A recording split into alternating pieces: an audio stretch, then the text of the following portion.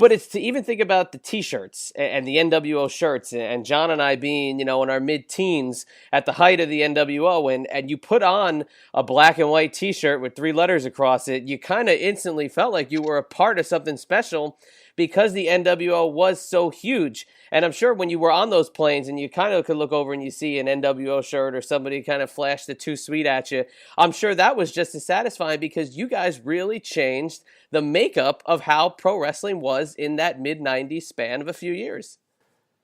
It was certainly, and I can give you examples of that. And I think when it really kind of hit me hard was, because you got to, again, context is always king with me. When I was running hard, my life was really my office, the inside of a plane, a hotel room, an arena, very little time at home, start that all over again, just week in and week out. So I don't want to say I was living in a bubble, but I wasn't out on the street a lot. Let's put it that way. Everybody that I came into contact with, unless I was on an airplane and checking into a hotel, were people that I was working with or people in the arena. But when it really hit me was one year when I was over in Japan. It must have been 96 or 97. I think it was probably late 96 for one of the big Japanese New Year's Eve shows. And I looked around the arena and there's like hundreds.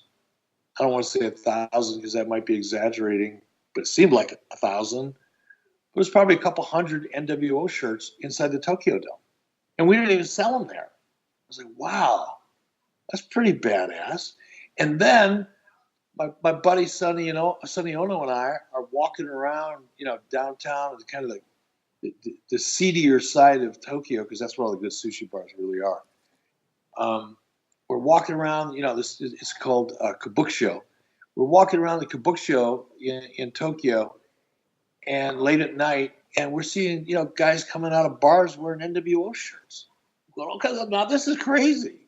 This is really something else. But what's really even more fascinating to me than that, and it happens to me all the time to this day. It happened to me at WrestleMania last weekend. You know how many NWO shirts I saw at WrestleCon?